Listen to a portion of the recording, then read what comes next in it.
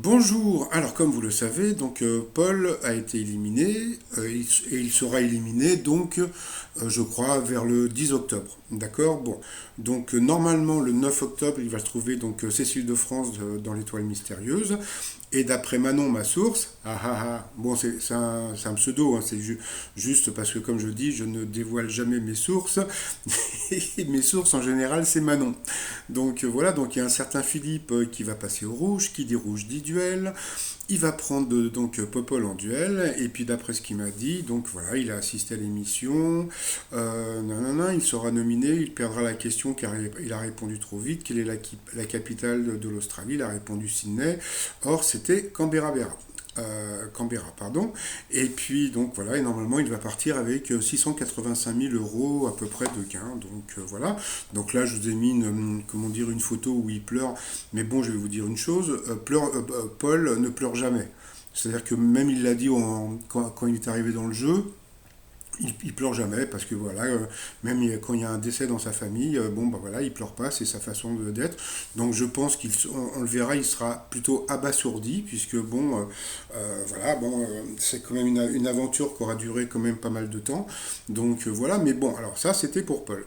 Mais pour le public, parce que nous, en tant que public, parce que comme on adore Paul, bah nous aussi on va être hyper choqués parce que là, moi je vous balance que Paul va être donc éliminé, mais comment dire, on n'a pas de soutien psychologique par rapport à ça. Donc qu'est-ce qu'on doit faire par rapport à ce jour-là? Parce que bon, ça fait un peu comme le film Titanic. C'est-à-dire le film Titanic, on sait très bien qu'à la fin, le bateau il va couler. Bah, nous aussi, on sait que bon, maintenant, Paul va être éliminé. Mais c'est pas parce que je vous ai dit que Paul va être éliminé que vous ne serez pas ému le jour de son départ. Donc c'est pour ça que je comprends pas pourquoi la prod, bon, peut-être que je l'ai annoncé un petit peu trop tôt, mais bon, voilà. Mais sinon, comment dire, on sera tous émus, on sera tous devant notre poste de télé, donc le 10, ou peut-être avant ou après. Donc, de toute façon, bon, dès qu'ils vont poser la question, à savoir, dès que Paul va être pris en duel, et puis qu'il aura la question, quelle est la capitale de l'Australie, donc je suppose donc il va donner Sydney. Je suppose que Jean-Luc Reichmann va balancer la pub. Et puis, bon, bah, puis après, donc voilà, donc on le verra éliminé. Bon, voilà. Et puis, bon, par rapport à nous, par rapport au public, eh bien, qu'est-ce que vous devez faire? Parce que, bon, vous allez être triste. Donc, bah, le conseil que je vous donne, parce que, bon, vous n'allez pas aller voir un psychologue.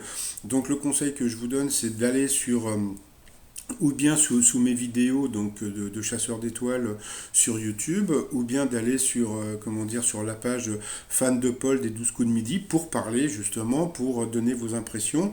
Et puis bon voilà, ça vous permettra de parler avec d'autres fans de Paul, et puis de les lire, etc. Vous vous sentirez sûrement un petit peu moins seul.